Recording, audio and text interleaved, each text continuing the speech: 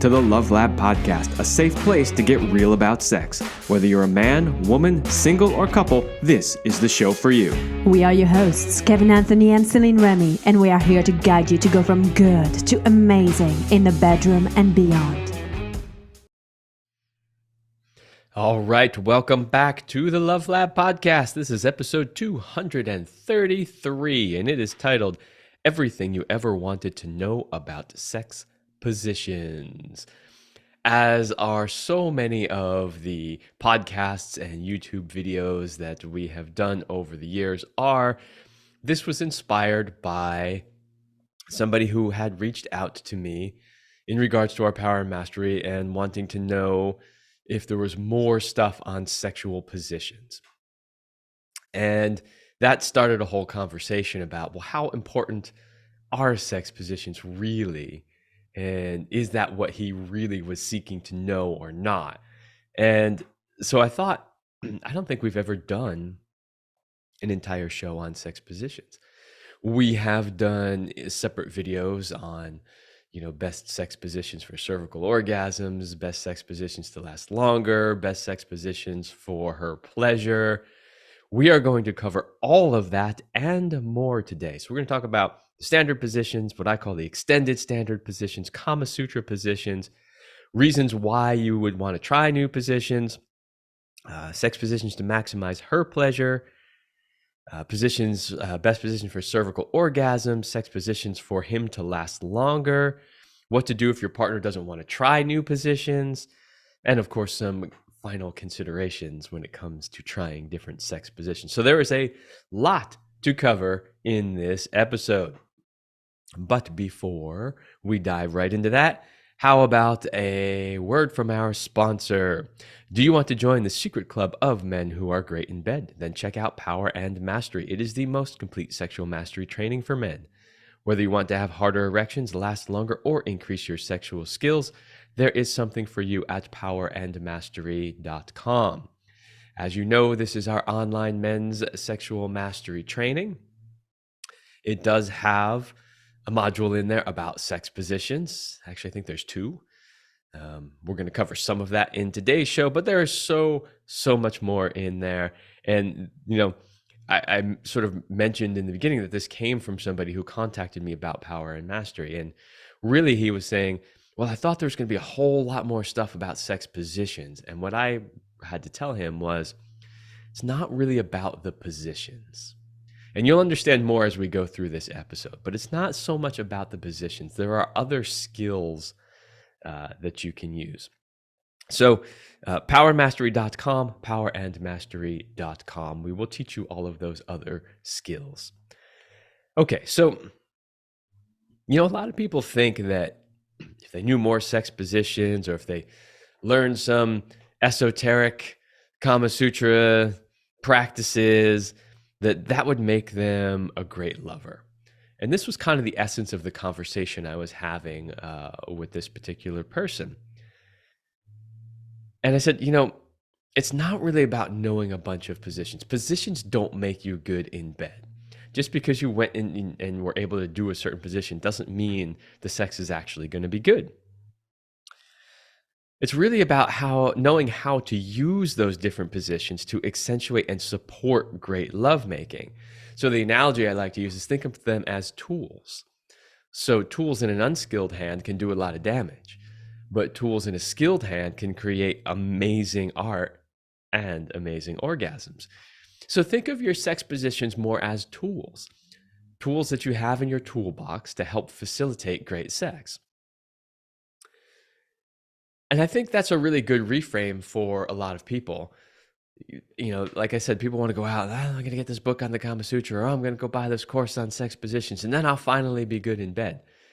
But you can know all the positions in the world, every little variation and nuance to the positions, but if you can't last long enough, you're never going to get to most of them anyway. Or if you're not present enough, or if you're not doing constant state of arousal, if you're not aware of the arousal scale, if you're not creating intimacy before, during, and after, all of these things that we teach both on all these podcasts, in the coaching work that we do, in our Power and Mastery program. Those are the skills that actually make you a fantastic lover. The positions just help support that. Okay, so we're going to start by just talking about what are these standard positions, and then, of course, what I call the extended standard positions. All right. So the standard positions, everybody knows, missionary, right? Man on top, woman laying on the bottom, legs spread, man between her legs on top. Pretty standard position. And, interestingly enough, missionary gets kind of like a bad rap for like being boring and not being that great. But, if you really ask women, most women will tell you they really like missionary position. And most men will tell you that too. And as we go through different positions for different desired effects, you'll see where missionary really shines. Number 2, missionary with her legs over your shoulders. So just a variation of missionary, but the legs are up. You kind of put her ankles up on your shoulders. We'll talk about the benefits and the downsides to that position later on. We have her on top, and then we have doggy style. So those are kind of the standard positions, right? Him on top, her on top, from behind.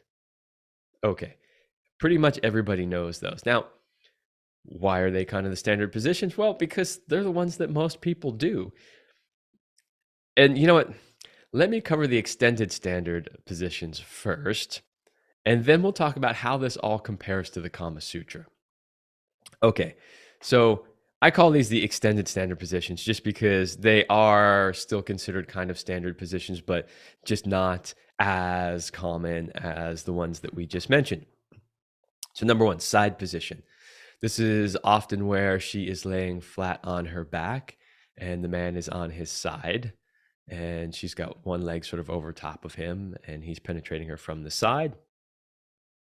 We have yab yum. That's kind of that seated position where you're both sitting down and the woman is usually sitting on top of the man. Could be on the bed, could be in a chair. We have reverse cowgirl, which is basically her on top but facing the opposite way. So she's not looking at you, she's facing the other way.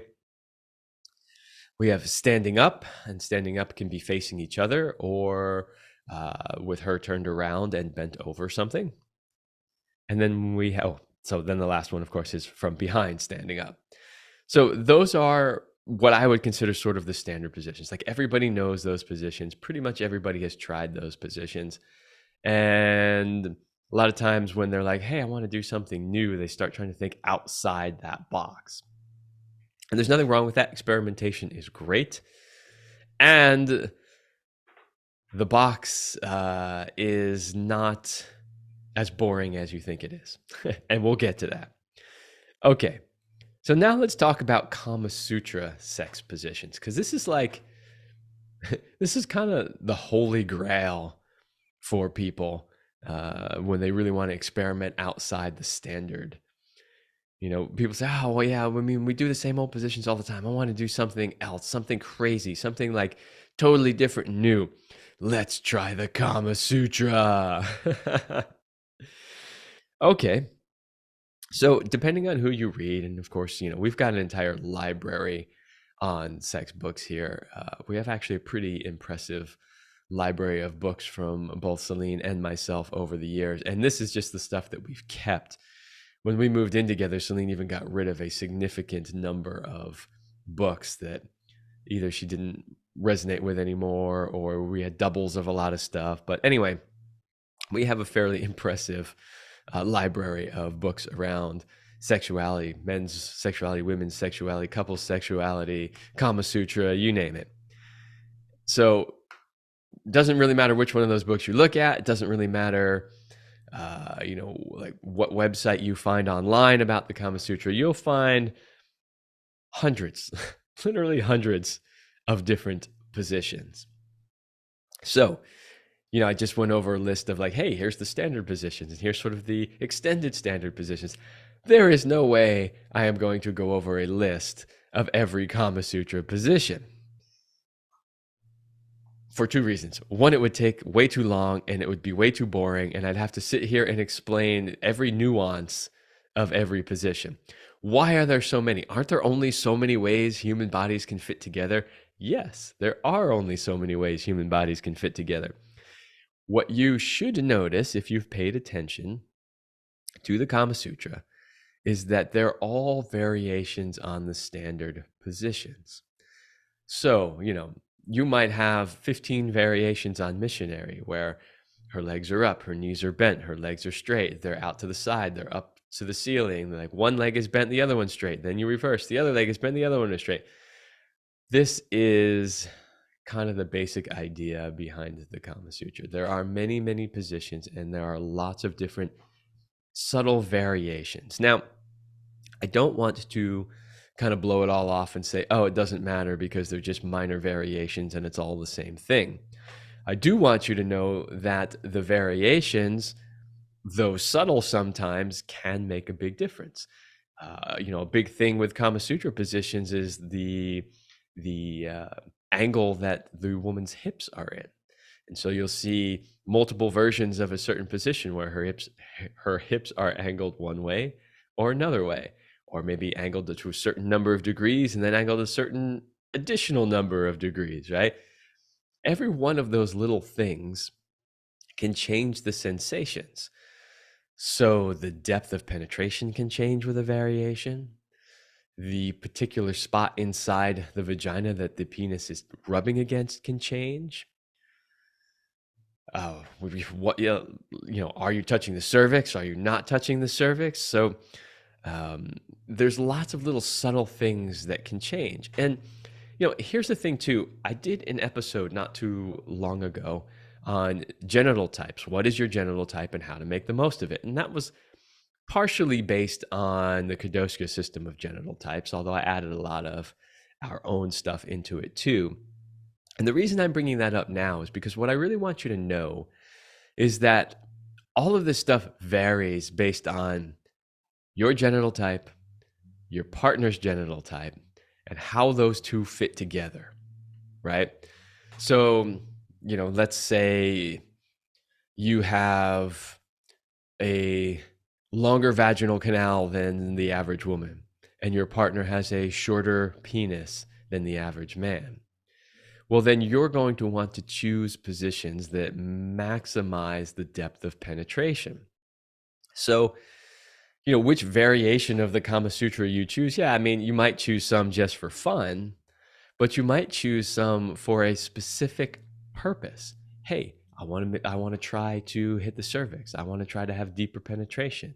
I want to try to, hit the G spot or the P spot or the A spot or any of that stuff. You get the idea, is that it's not just about, hey, let's just try it for fun, but there may be some other legitimate reasons to try these variations in these different positions. So to me, that's sort of the value of the Kama Sutra, is it kind of opens your mind to the fact that there are a lot of different variations, and you keep trying them until you find the ones that really work for the two of you. So, having said that, reasons why you should try new positions. I've talked about some of them already, but let's just go over the full list. Because believe it or not, in fact, in the last listener questions episode that I did, one of the questions was, hey, my partner doesn't want to try new positions. What can I do? Right? And we'll talk about that again at the end of this episode as well. So, reasons to try new positions. Number one, to keep sex new and exciting. Yeah, you don't want to keep doing the same old thing. We always do the same thing, the same positions for the same amount of time in the same order. Now, that doesn't necessarily mean that there's anything wrong with that. I can tell you that Selena and I kind of stuck to, the top 3 or 4 positions that just worked really well for both of us. And yeah, we would change up every now and then, but those positions were so good, we didn't really feel a need to change them because they worked. They definitely worked. They created G-spot orgasms, clitoral orgasms, cervical orgasms, female ejaculation. They covered all the bases. And so, yeah, there wasn't really a need for us to change. But sometimes you might need to. Maybe you're just getting tired of doing the same old thing. Switch up the order that you do certain positions, or the length of time that you do certain positions, or just add some new ones in there. Those minor variations can bring a lot more excitement. Number 2, to specifically stimulate different areas of the vagina. So kind of talked about this already. Most people have heard of the G-spot, although believe it or not, here we are in 2023, and a lot of people still think the G-spot doesn't exist, which just blows my mind. Yes, it exists. We've done whole videos on the G-spot. Ask any woman who's really in touch with her own anatomy and has actually had G-spot orgasms, and she will tell you the G-spot exists. It absolutely exists. So, you may want to try to hit the G-spot. You may be trying to hit the cervix. Then, as I mentioned, there are other very sensitive areas that are extremely pleasurable for women too. And some of them are easier to stimulate than others in certain positions. Number 3, to accommodate aging and disabilities. I mean, this is a real thing. As people get older, maybe they can't quite get into the same positions. Maybe their body shape isn't the same. They're not as strong as they used to be.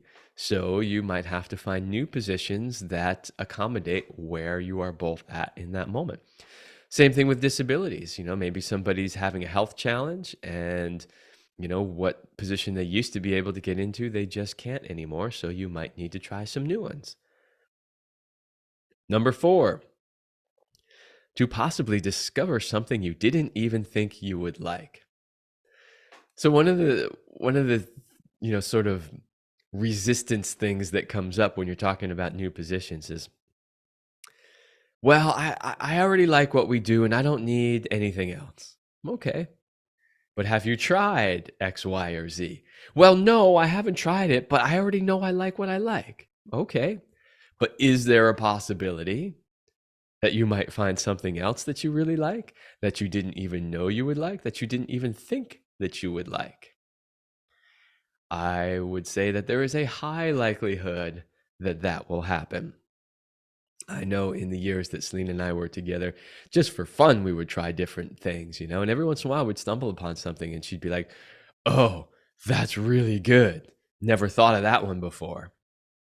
So you never know. You might find some new ones that you didn't even think you were going to like, and turns out you do. Number 5, different positions feel better at different times of her cycle. So yeah, I mean, there are a lot of things that happen inside a woman when she's at different points in her cycle, one of which is the cervix itself will change shape and position. And so certain positions that feel good when she really wants the cervix stimulated may not feel good when she doesn't. Or vice versa. Certain positions that she can't get cervical stimulation in normally at a certain point in her cycle, when the cervix changes shape and drops a little lower, now all of a sudden she can get cervical stimulation and she wants it. So, you might do different positions based on where she's at in her cycle and what's feeling really good for her at that time. Number 6, certain positions feel better for your partner, even if they are not your favorite. So this is a big one. And this is, at the end of the show, we talk about what can you do if your partner doesn't want to try new positions. You have to understand that sometimes we do things for our partners just because they really like it. And I don't know about you, but for me, I have always been, if my partner is really loving something that I'm doing, then I get enjoyment just from that. Even if it's not necessarily physically stimulating me in the same way, the fact that she's really digging it and she's really getting high and she's really moving up her arousal scale is absolutely enough for me to want to do it for her. So, like many things in life and in relationship, sometimes we do things for other people just because they like it or they enjoy it. And number 7, to help him last longer. So yes, there are positions which are more conducive to a man lasting longer. And we will definitely cover those in this episode. So those are 7 reasons why you should try some new sex positions. So hopefully you are now excited to try something new and different. All right, so let's move along. And we're going to start with sex positions to maximize her pleasure. We've talked about this a lot on the show, but believe me, when a woman is really in her full pleasure, men, you are in for a ride of pleasure yourself like you have never experienced before. Too many men think that, in order for me to have pleasure, I got to do stuff that is pleasurable for me. Not necessarily. When a woman truly is in her pleasure, when she is surrendered, cracked wide open, and just allowing herself to feel every bit of pleasure that she can possibly feel, she is going to return that to you in ways you can't even imagine. Like I used to say all the time, it's like putting your penis in an electric socket, but in a good way, right? So you definitely want to do sex positions that maximize her pleasure, because her pleasure is your pleasure. The higher she gets, the more energized she gets, the more she's going to give that energy back to you, and the more pleasurable it's going to be for you. So now keep in mind that this will vary from woman to woman and moment to moment, but there are some generalities that apply. So Selena and I did a YouTube video on this particular topic. So if you want her opinion on these positions, go find that. And I think it was sex positions to maximize her pleasure. All right, number 1, missionary. I know, like, missionary, really? So boring. Why is the missionary good for her pleasure? Well, because you can hit the G-spot.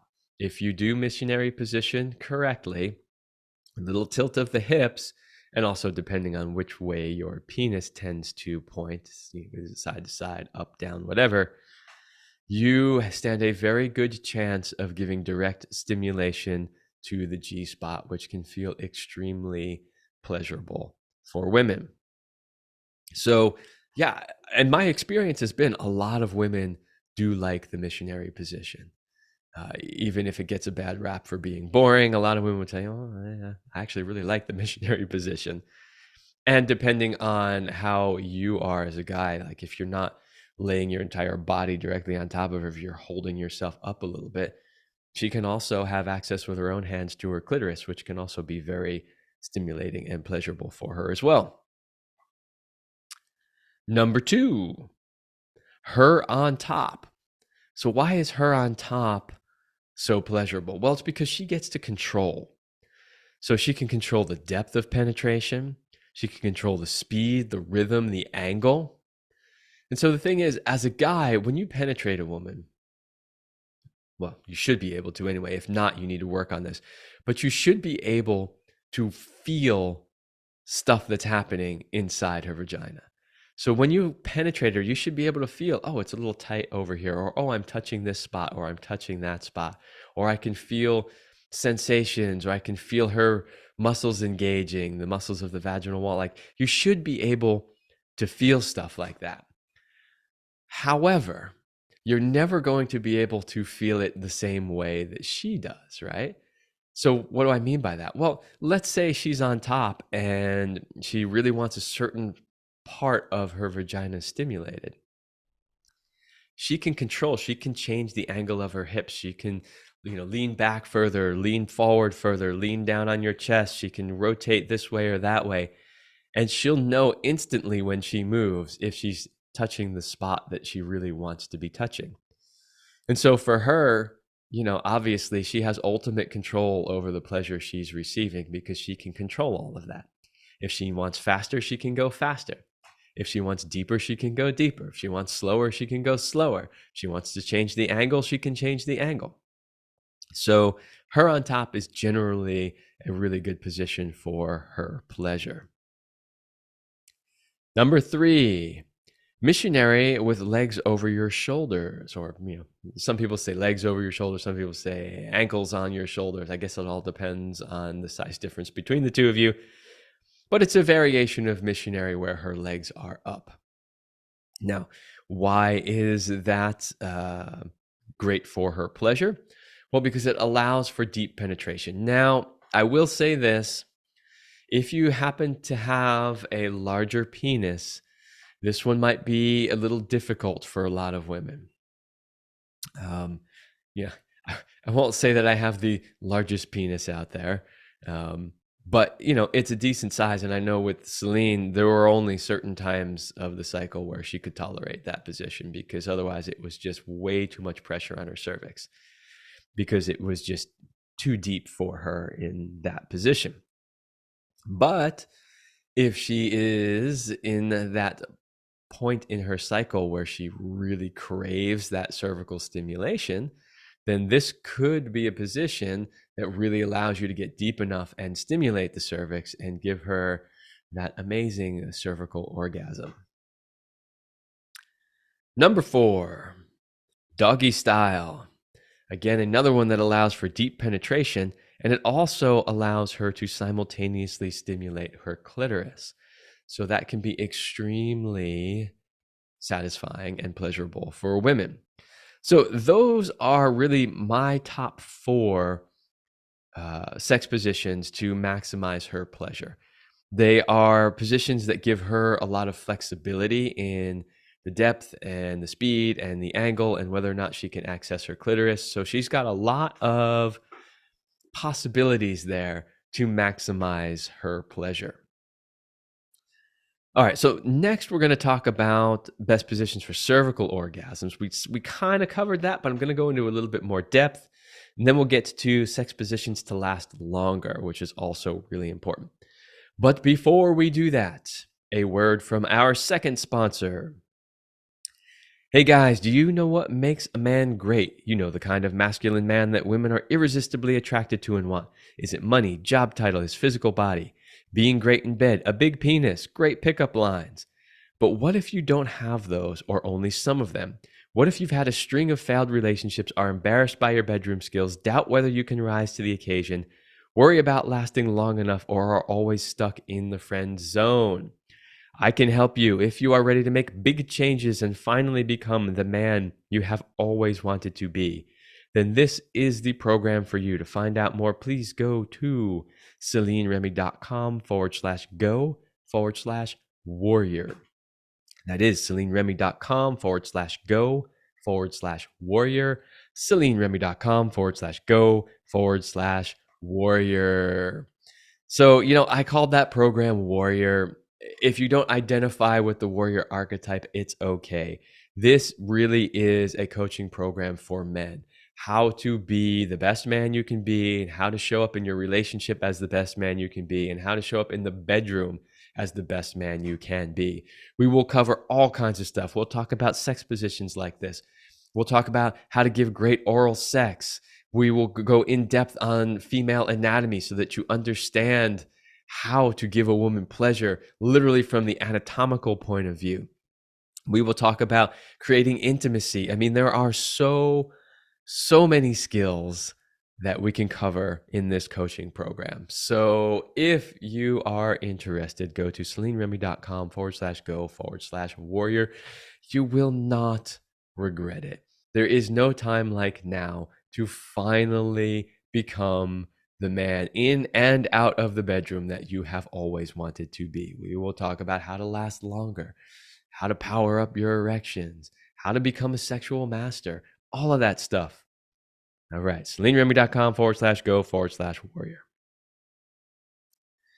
All right, so now let's talk about the best sex positions for cervical orgasms. And as a caveat, these are also good positions for men with smaller penises.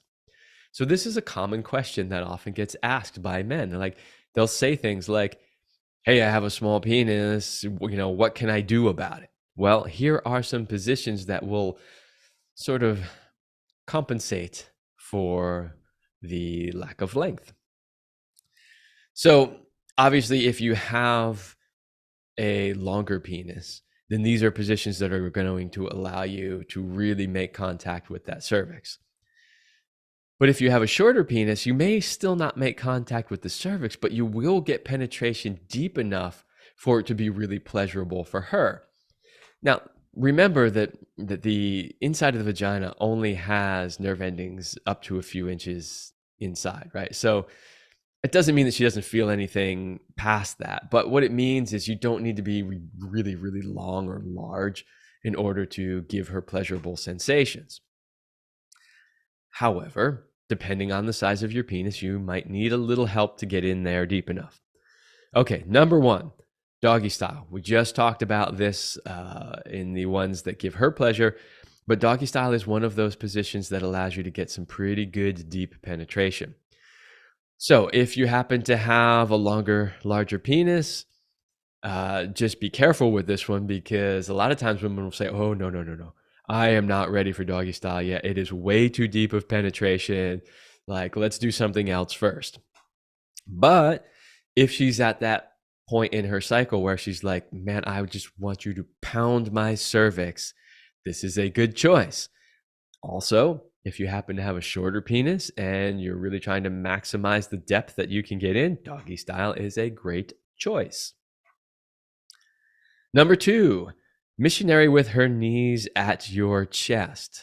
So this is missionary position. This is with her legs bent, and she kind of either puts her knees, or if she's really flexible, even her feet on your chest so that her knees are up more towards her chest.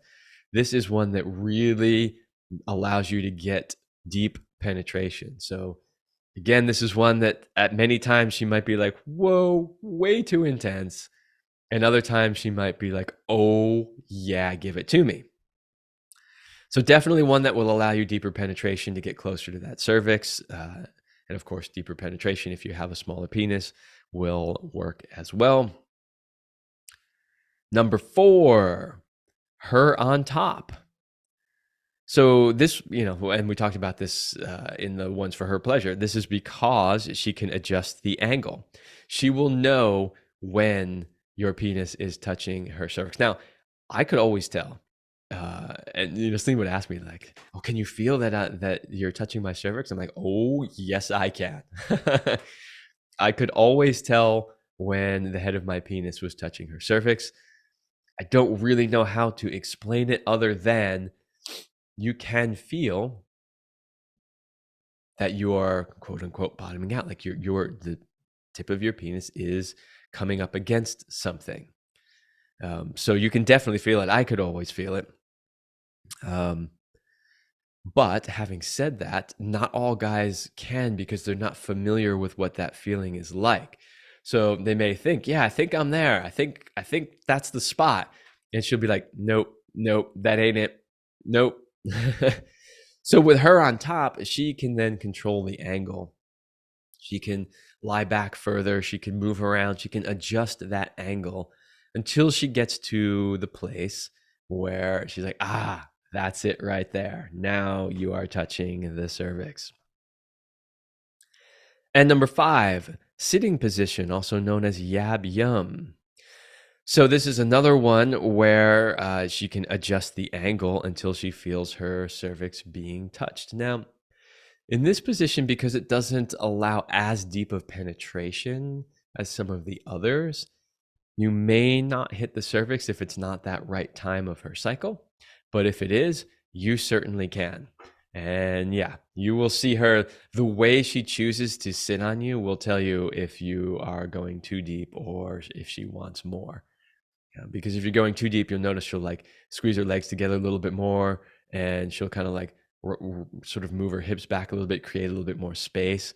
But if she's like, oh yeah, I want it like as deep as you can give it to me, you'll see those legs open up more, and she'll just push as hard as she can up against you. So those are the best positions for cervical orgasms. Oh, behave. Yeah, baby. Yeah. No, we will not behave on this show because it's more fun to misbehave. All right. So let's talk now about sex positions to last longer, because this is a common question that guys have. They'll often say, hey, you know, as soon as she gets on top of me, or as soon as we do doggy style, I can't control it anymore and I end up ejaculating. So what can I do? Well, there are a lot of things that you can do. Sex positions are only one of them. So really, if you really want to know how to master your ejaculation, I highly suggest you go take the Master Your Ejaculation program at powermastery.com, or hire me to work with you and do some one-on-one coaching so that we can get that squared away. Having said that, there are a few positions that lend themselves to better control on your end as a man. So just like for women, there were positions where she had more control. For men, there are positions where you have more control. So number one, sex positions to last longer is the side position. So this is where she's laying on her back and you are laying on your side and you are penetrating her. You're both kind of in relaxed positions. So one of the reasons why this is a good position when you want to last longer is because you are relaxed. If you know from, the teachings that we've done over the years, tension equals ejaculation. The more tense you are, the harder it is to control your ejaculation. So if you have to hold yourself up for long periods of time and your arms are getting tired, or you're in some weird position and you're creating a lot of tension, that may make it more difficult for you to control your ejaculation. So side position allows you to be really relaxed. It also allows for shallower penetration. So therefore, you're not getting as much stimulation on your penis or on certain areas of your penis. So for instance, let's say you have really deep penetration and the head of your penis is touching a certain area inside her vagina. That might be really, really stimulating for you. And you're like, I can't take this any longer. Whereas in a position like side position, where you're not penetrating as deeply, there might be less stimulation on the head of your penis, in which case you'll be like, okay, yeah, this is pleasurable, but it's not overly stimulating. I can manage to go here for a while. So number one sex position to last longer is side position. Number two, seated or yab yum. The reason why this one is good to last longer is because it's generally slower movement. So when you're in that seated position or that yab yum position, unless she's really motivated and she's gonna get up on the balls of her feet and start, jumping up and down, so to speak, unless she's really motivated to do that, it's going to be more of a subtle rocking of the hips back and forth. She's going to be resting her weight down on top of you, rocking her hips back and forth. You'll probably be eye gazing, holding each other. So it's just a position that allows for slower movement. Slower movement generally equals less sensation. Therefore, you're able to control your ejaculation longer. Number three, missionary position. So why is the missionary position good for control when you want to last longer? Well, because you have control. You get to decide as the guy how deep you go, how fast you go, what's the rhythm, right? So all of those things you get to decide. If you need to slow down, if you need to take a break, if you need moments of what we call stillness, big practice in Tantra, when you start getting too close to, let's say you're on that arousal scale and you're getting close to that point of no return, maybe you just stop and there's no motion and you just feel the sensations and the throbbing of your penis and the throbbing of her vagina, right? So missionary position gives you that control, gives you the ability to control that. And as a guy, honestly, only you really know where you're at on your arousal scale. So the fact that you get to control the motion that's happening in accordance with where you are in your arousal scale is an important tool for lasting longer. Now, if she's really good at paying attention to you, she should also be able to feel where you're at. And if she thinks that you're getting too close and she doesn't want sex to end yet, then she should be communicating to you like, hey, do you need me to slow down? Or do you need me to stop? Or do you need a moment? Do you need to take a break? She should be asking you questions like that. But sometimes women don't do that. Sometimes they're not aware. Sometimes they just miss the signal. Sometimes they're too busy in their own pleasure to notice what's going on with you. Hopefully not, but that does happen a lot. So, yeah, all of those things are things that you might want to control if you know that you are struggling to control your ejaculation. And number 4, doggy style, again, because you have control. You don't have quite as much control because she can start pushing back pretty hard, and she can really get you higher maybe excuse me, than you want to go, but it does give you control because ultimately you can grab onto the hips, you can control how fast things are going, how deep things are going, and all of that. So basically, if I'm helping a man understand how to use sex positions as an aid to help them last longer, I want to tell you that it's really any position where you get to control the action, right? And so if you're aware of your arousal scale, which we've taught many times on this show, and you know where you're at and you have control over the motion that's happening, then you have control over your ejaculation, at least to some extent, right? Obviously, there's other things that you need to learn. But if you can control the motion and you know where you're at, you've already got powerful tools to help you last longer.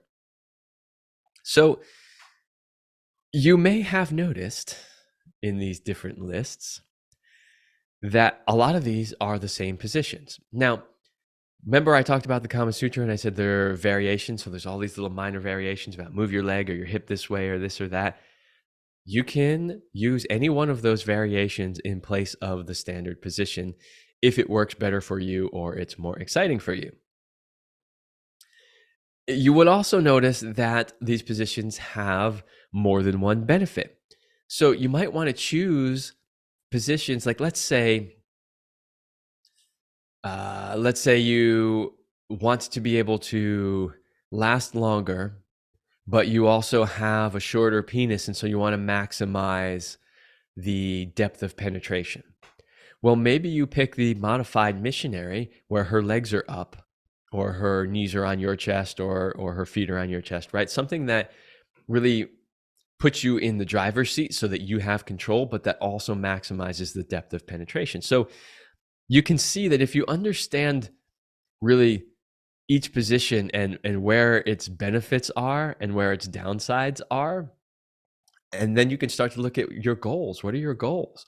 My goal is to give her a cervical orgasm. My goal is to just give her pleasure. Or my goal is to be in control so I can master my ejaculation. Or my goal is any 2 or 3 of those things simultaneously, right?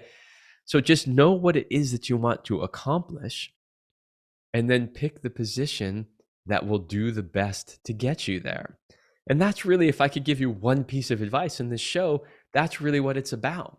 So I started this by saying, hey, it's not that the sex positions are going to necessarily make you a better lover. It's knowing how to use them that is going to make you a better lover, right? These are tools in your toolbox. And now you have an understanding of like, hey, this tool works really good for this job. And this tool works really good for this one. And this tool works good for this one and this one. Oh, I could use that for both of those things, right? I think you have a better idea now after listening to this show, how you can make the most out of your positions. And, if the Kama Sutra type variations are something that you really want to explore, by all means, go get a book, go take a course, whatever it is that you need to do. It's fun nonetheless, right? To just try different things. So go for it and use those variations in place of the standards. All right, 2 last things and then we'll wrap this episode up. Number 1, what to do if your partner does not want to try new positions. Again, I covered this in the last listener questions episode, but I will go over it real quick in case you didn't hear that episode. Number 1, communicate. Find out what is in the way. Really, who says no to more potential pleasure unless there is something potentially in the way? They're afraid they can't get into that position, or they're afraid they won't be able to last long enough, or they think it might be painful. Oh, I don't want to try that because it looks painful, right? there's generally something in the way. So communicate, find out what that is, because likely it's something simple that you could easily mitigate, or something that isn't even real to begin with. Number 2, let them know that this is something that is important to you and your pleasure. And I talked about this more in the beginning of the show as well. Sometimes we do things for our partners just because it's pleasurable for them, because they love it. And, I've done that many times. There are positions where I was like, this particular position doesn't do a whole lot for me, but she's really liking it. So yeah, why not? Why wouldn't I do it? I'll do this for as long as she is loving it. As long as she's into it, as long as it's taking her closer to her orgasm, why not? All right, number 3, ask them to at least try it. They don't have to continue if it's not working for them, right? So a lot of times people will have resistance. Say, well, why don't we just try it? If it doesn't work out, we never have to do it again. And lastly, maybe they aren't up for that position, but maybe they would be open to another one.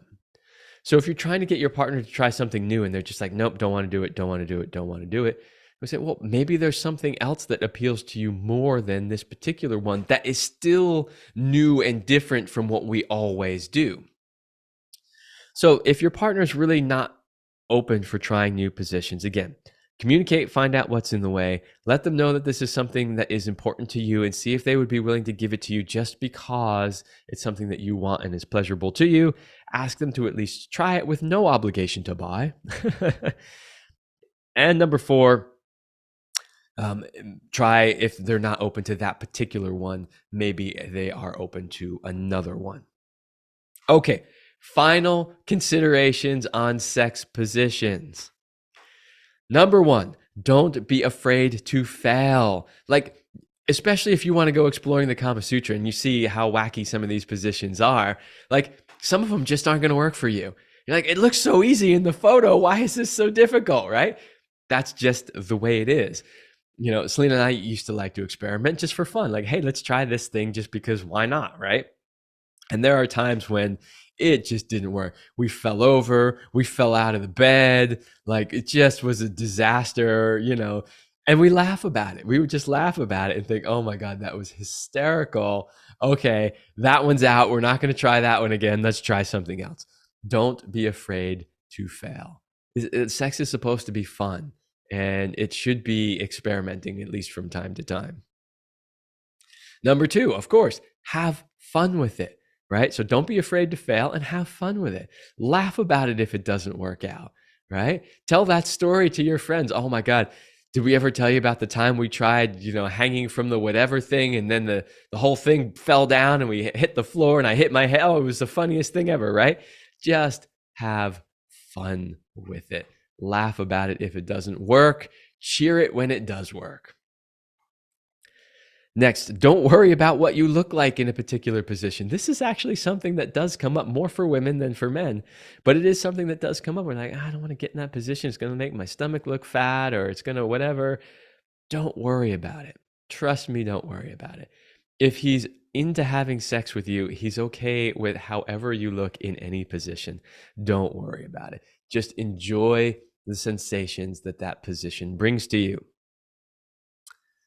Next, if a position isn't working for you, don't be afraid to say so. If you've agreed to do something and it's just not working for you, don't be afraid to raise your hand. Excuse me, this just ain't working for me. We need to do something else, right? Just because you agreed to it doesn't mean you have to keep doing it. And the last one, don't hurt yourself. We don't want to have any broken penises or, broken furniture. Well, I mean, hey, that happens sometimes, broken furniture. But anyway, the idea is try not to hurt yourself. Again, sex is supposed to be fun. It's supposed to be pleasurable. And yeah, if somebody's vagina is left hurting or somebody's penis gets snapped, and that can happen, by the way, and it's very dangerous, it's just not good for anybody involved. So keep in mind a little bit of safety when you are trying these positions. All right. I hope that was helpful and informative. I know I have gotten multiple questions about these topics before, so I tried to get all of the sex position questions wrapped up into one episode. Hope you got value out of it, and that is all I have for you for this episode. Oh, but one more thing. In the comments, whether on YouTube or on the podcast or on our website, all the different places where you can listen to this, let me know in the comments what your favorite sex positions are and the ones that work best for you and why. Would love to hear that. I love reading your comments, by the way. I do my best to reply to as many of them as I can. And yes, it is actually me replying to them, not some assistant halfway around the world. As a subject matter expert, a lot of times people ask me questions in the comments that only I or Celine at the time could answer. So would love to hear it. Hit those comments up. Let me know what you like and what works for you. All right, everybody, that's all I have for this episode, and I will see you next week.